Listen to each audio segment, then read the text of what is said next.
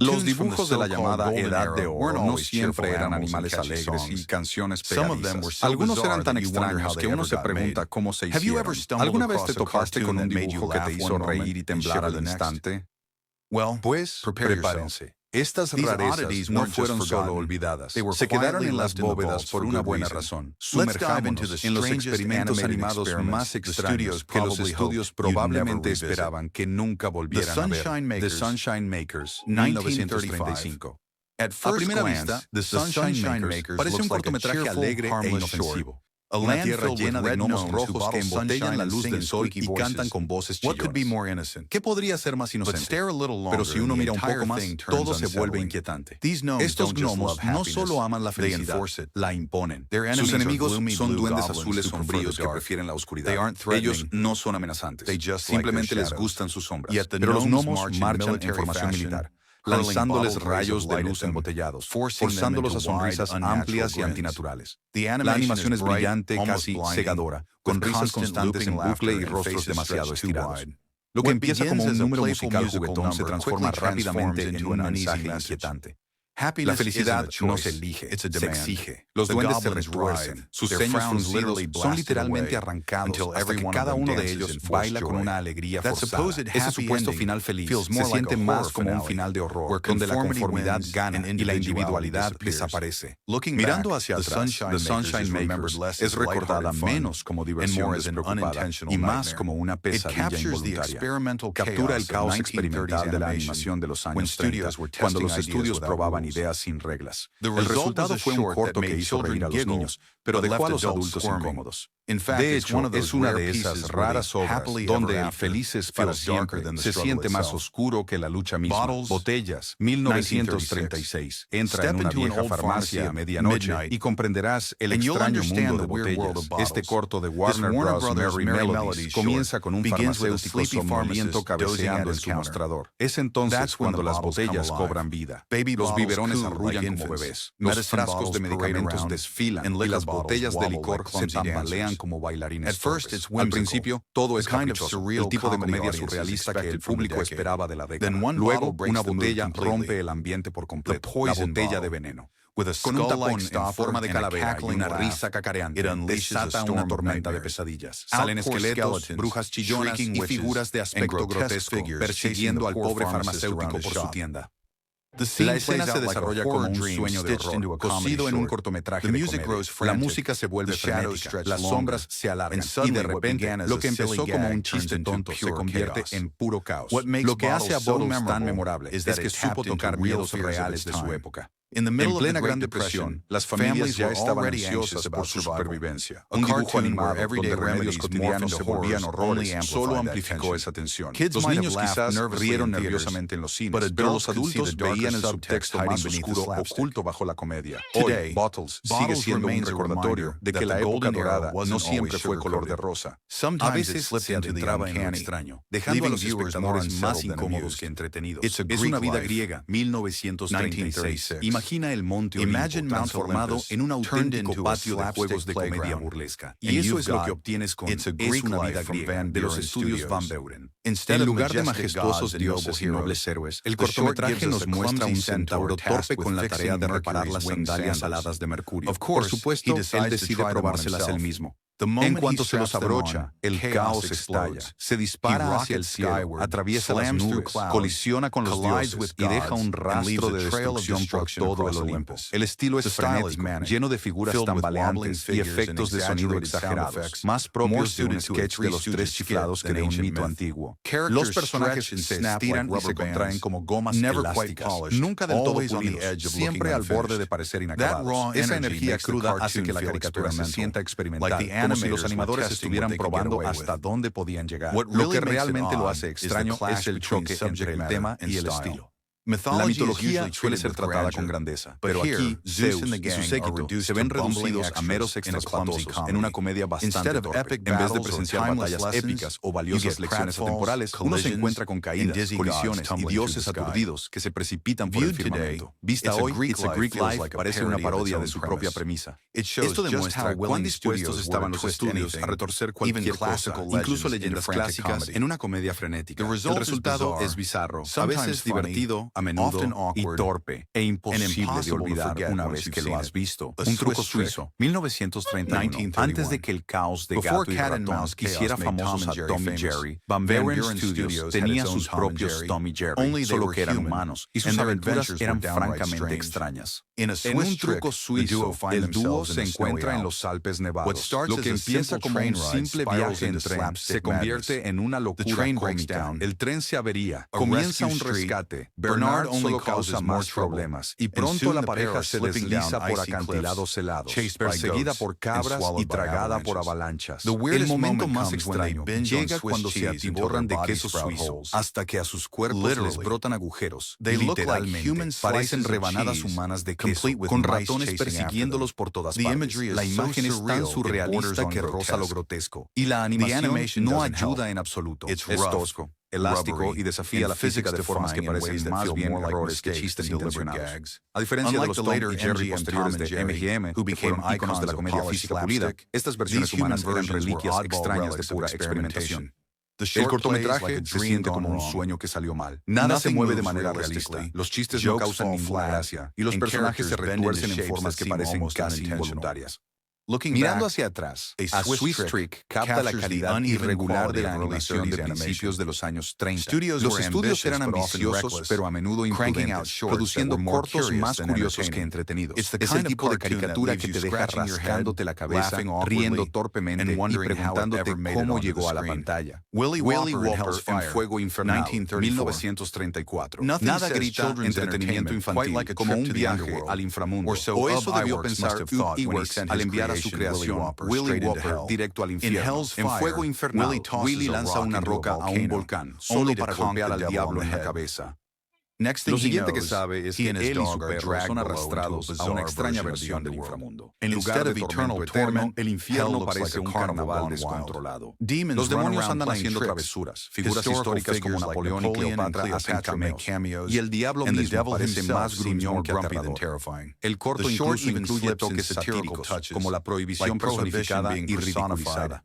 El resultado es una extraña mezcla de comedia física, parodia y humor político, metida dentro de lo que se vendió como un dibujo animado infantil. La animación es vivaz, llena de gags elásticos y transformaciones surrealistas, pero el contenido te hace pensarlo dos veces. Imagina ser un niño en 1934 esperando diversión despreocupada, solo para ver a tu héroe de dibujos animados arrastrado por una parodia del mismísimo infierno. Hoy, Hellfire se siente como un fascinante error, uno que es menos aterrador de lo que es desconcertante. En lugar de castigar a sus personajes, se ríe del concepto del miedo. El resultado es una caricatura que demuestra que los estudios de la Era Dorada a menudo cruzaban límites que las audiencias modernas nunca esperarían del llamado entretenimiento familiar. Es raro, atrevido y completamente inolvidable. La Pequeña Cerillera, 1937. Disney construyó su reputación sobre canciones alegres y finales felices, pero La Pequeña Cerillera rompió ese molde. Parte de la serie Silly Symphony, este corto no trataba de animales bailando o princesas cantando. En cambio, seguía a una niña pobre vagando por calles nevadas aferrada a un manojo de cerillas. Nada de chistes, ni compañeros parlanchines, solo frío, hambre y un corazón roto. Cada vez que enciende una cerilla, ella ve visiones de calidez, chimeneas parpadeantes, festines resplandecientes o árboles decorados. Cada llama le ofrece un escape fugaz de la nieve amarga, pero una a una se apaga y la cruel realidad regresa. La escena final la muestra encendiendo la última cerilla, viendo una visión de su abuela y desvaneciéndose para siempre. No hubo un giro final, ni rescate, ni milagro, solo silencio. Cuando este cortometraje se estrenó, conmocionó a la audiencia. Los niños salían de los cines llorando, los padres estaban inquietos y los críticos se preguntaban por qué Disney terminaría un dibujo animado con una nota tan devastadora. La animación en sí era hermosa, suave, pictórica y profundamente atmosférica, pero su tono era implacable. Lo que hace a La Pequeña Cerillera tan extraña en el canon de la Edad de Oro es lo directamente que apuntaba a la tristeza.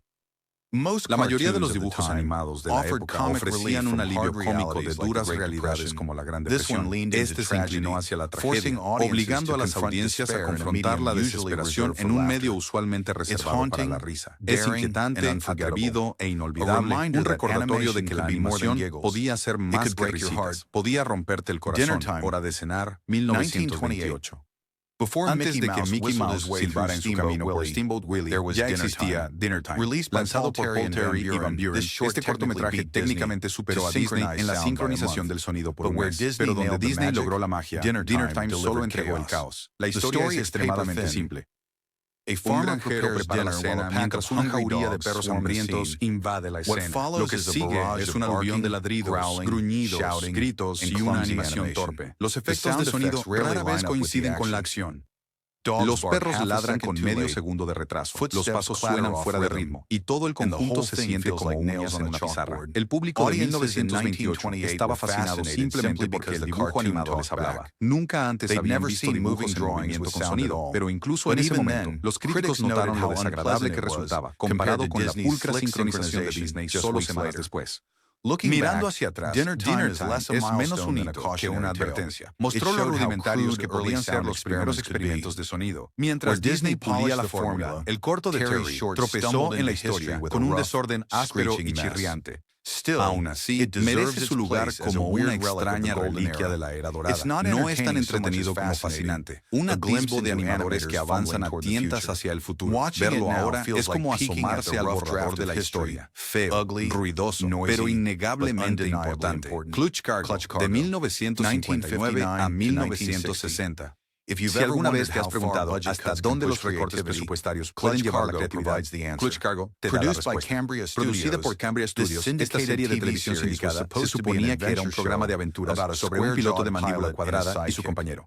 En cambio, fue uno de los experimentos más espeluznantes de la animación. El estudio no podía animar bocas, así que usaron un proceso extraño llamado Synchrovox.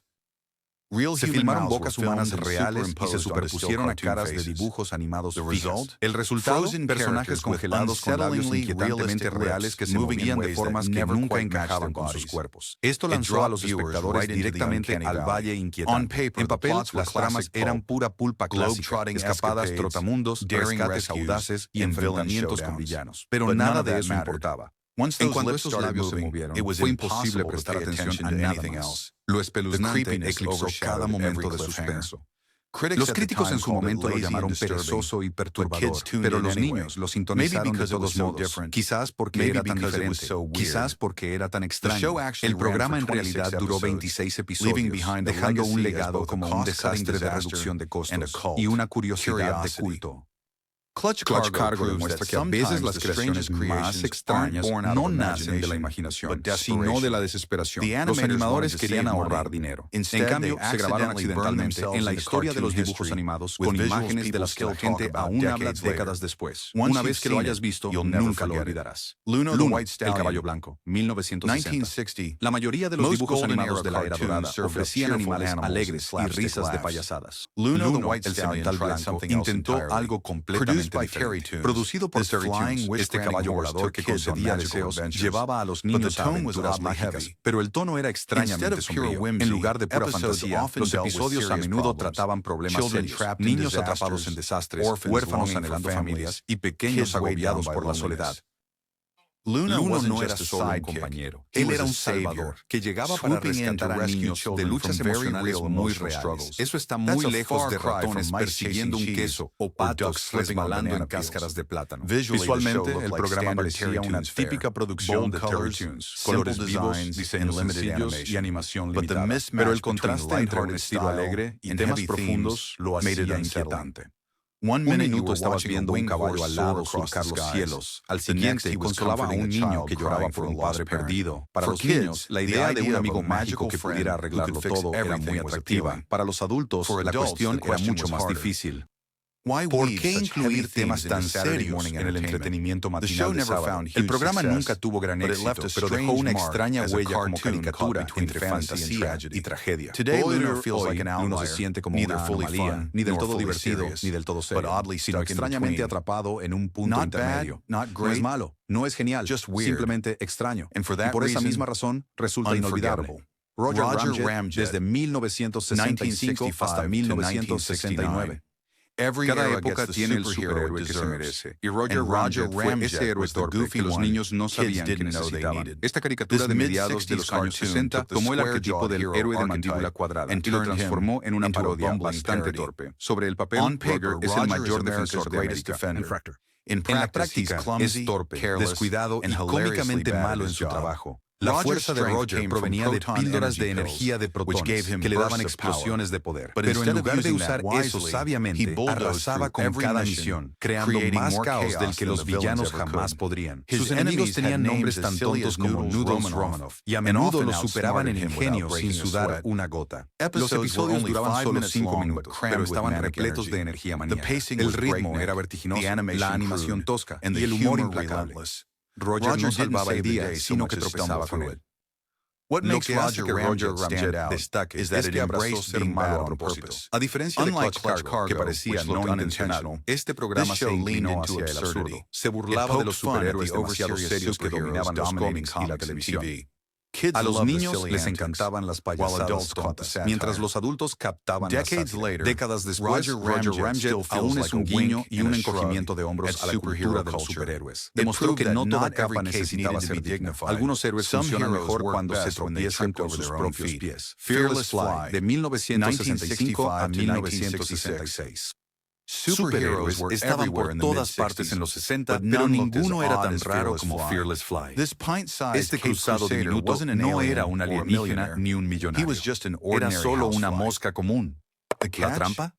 Sus poderes solo funcionaban cuando se ponía su suéter rojo y sus gafas de gran tamaño. Sin ellos, estaba indefenso, zumbando por todas partes y chocando contra las paredes como, un insecto. Los episodios iniciaban con el dócil Hiram lanzándose a una caja de fósforos para volverse Fearless Fly. Una vez transformado, surcaba los cielos más rápido que un cohete, más fuerte que cualquier cosa a la vista. Pero inevitablemente sus gafas se le caían y el espectáculo degeneraba en un caos cómico. Su principal enemigo era el Dr. Goofy, un científico centenario cuyos planes eran más ridículos que amenazantes. Cada encuentro terminaba siempre con el mismo patrón. La mosca valiente salvaba el día hasta que sus gafas lo traicionaban. La fórmula era repetitiva, pero eso era precisamente lo que la hacía tan extraña. ¿Quién creyó que los niños irían a ver un insecto con gafas tropezar en aventuras? La animación era básica, los chistes malos y el tono entre la parodia y la parodia de la parodia. Y aún así, los niños lo veían cada semana. Quizás era lo absurdo. Quizás era la identificación con un héroe que literalmente no veía sin sus gafas. Hoy, Fearless Fly es recordado como una de las versiones más extrañas de superhéroes jamás producidas. No pulido, no inspirador, pero innegablemente inolvidable. Un pequeño insecto con gafas gigantes, de alguna manera, se convirtió en un icono de culto, demostrando que incluso las ideas más pequeñas podían dejar la mayor impresión. El poderoso Hércules, de 1963 a 1966. Imagina al legendario héroe de la mitología griega, despojado de su majestuosidad y lanzado a la televisión matutina de los sábados. Así es como nació el poderoso Hércules. Esta serie animada sindicada transformó al forzudo en un superhéroe que obtenía sus poderes de un anillo y que gritaba Olimpia para activar su increíble fuerza. Y sonaba verdaderamente épico. La ejecución, no tanto. En lugar de enfrentarse a dioses o titanes, Hércules se enredó con villanos caricaturescos que parecían salidos de una tira cómica de periódico. Sus compañeros incluían a Newton, un centauro que se repetía una y otra vez sin parar, y a Helena, cuyo papel era mayormente ser capturada. Las batallas eran breves, anticlimáticas, y a menudo reciclaba la misma animación preestablecida. Lo que hace tan extraña esta serie son sus salvajes y bruscos cambios de tono. En un instante, Hércules luchaba contra hechiceros. Al siguiente, detenía a ladrones de bancos. El mito antiguo chocaba con el absurdo moderno, dejando al público rascándose la cabeza. Incluso la animación delató su bajo presupuesto. Los personajes se movían rígidamente. Los fondos se repetían sin fin, y los episodios parecían más diapositivas que movimiento fluido. Lo único con verdadero pulido era la canción principal, una balada exagerada sobre el coraje de Hércules que se hizo más famosa que el propio programa. Para los niños de los años 60, el poderoso Hércules seguía siendo entretenido. Colores brillantes y grandes músculos eran suficientes, pero al mirar atrás es desconcertante. Un héroe mitad mito, mitad tiracómica, tropezando con tramas dispares, sigue siendo una de las reliquias más extrañas de su tiempo. Courageous Cat y Minute Mouse, 1960 a 1962. Cuando el creador de Batman decide parodiar su propia obra, sabes que las cosas se pondrán raras. Bob Kane le dio al mundo a Corajudo Gato y Ratón Minuto, un dúo que protegía Ciudad Imperio de villanos extraños. Pero en lugar de calles oscuras y una atmósfera sombría, este programa apostó todo por la tontería. Su archienemigo era un gángster con cara de rana que hablaba como un maleante de película antigua. Pero lo más sorprendente era el arma de coraje, el gato, una pistola felina que podía disparar literalmente cualquier cosa, cuerdas, redes, balas de cañón, incluso rayos que hacían desaparecer objetos. Era menos un artilugio y más una máquina de deseos de caricatura. Los episodios pasaban volando en solo 5 minutos, metiendo acción frenética, juegos de palabras y gags caóticos. La animación era barata y torpe, pero eso solo aumentaba un encanto particular. En lugar de suspenso, los espectadores recibían caídas y tonterías. Mirando hacia atrás, resulta obvio que Kane no intentaba crear otro superhéroe serio.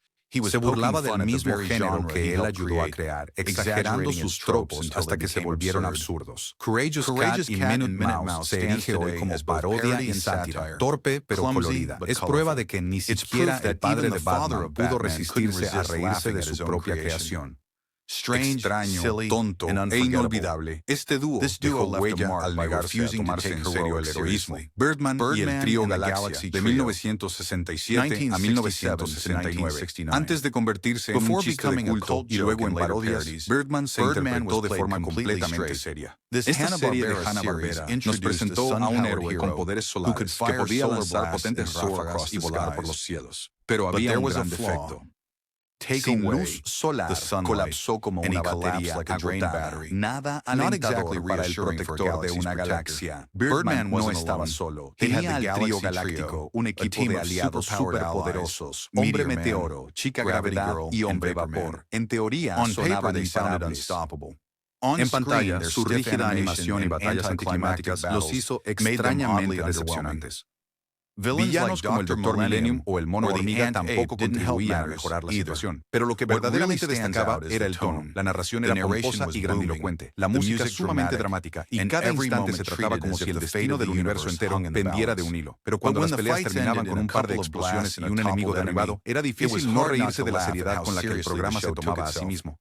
Aún así, Birdman forjó un legado. Más tarde, en parodia, se hizo más famoso como abogado satírico que como héroe espacial. El trío Galaxia, por su parte, es recordado con cariño por su extraña mezcla de habilidades exageradas y enemigos mediocres. Viéndolo ahora, Birdman y el trío Galaxia se siente como una reliquia de una época en que los estudios pensaban que los niños querían pura seriedad. En cambio, obtuvieron un programa tan rígido que resultó ser divertido sin querer. Space Angel, de 1962 a 1964.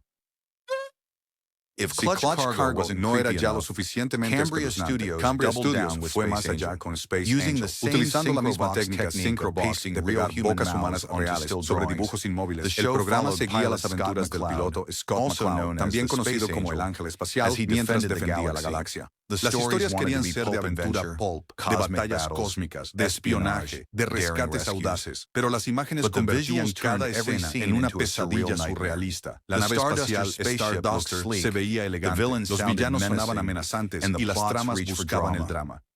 Pero todos solo se fijaban en esos labios incorpóreos aleteando contra caras estáticas. Conversaciones que debieron ser tensas se volvieron involuntariamente absurdas. En lugar de suspenso, los espectadores se quedaron atrapados en el valle inquietante. A diferencia de Clutch Cargo, que presentaba su extrañeza como una aventura pulp, Space Angel, en cambio, optó por una narrativa mucho más seria. Esto hizo que la diferencia fuera aún más notoria. Uno escuchaba serias advertencias sobre la inminente perdición galáctica, pero las imágenes parecían bocetos cómicos que habían salido mal. En aquel entonces, el público lo sintonizaba porque resultaba novedoso. Los críticos, no obstante, no se mostraron impresionados. Hoy en día, Space Angel es recordado como uno de los dibujos animados más perturbadores de la era dorada, no tanto por sus tramas, sino por el peculiar experimento que yacía en su corazón. Es prueba de que la desesperación por reducir costos puede crear imágenes que se te quedan grabadas por las razones equivocadas. Así que, ahí lo tienen, 15 de los dibujos animados más extraños que la era dorada jamás produjo. No eran cuentos de hadas pulcros ni animales alegres, sino experimentos de sueños febriles que se colaron en la historia. ¿Cuál te dejó más perplejo? ¿El caballo volador, el insecto con gafas, o quizás los gnomos sonrientes que obligan a todos a ser felices? Deja tus pensamientos en los comentarios, dale like si disfrutaste el viaje y suscríbete para más impresiones en el lado extraño de la historia de la animación.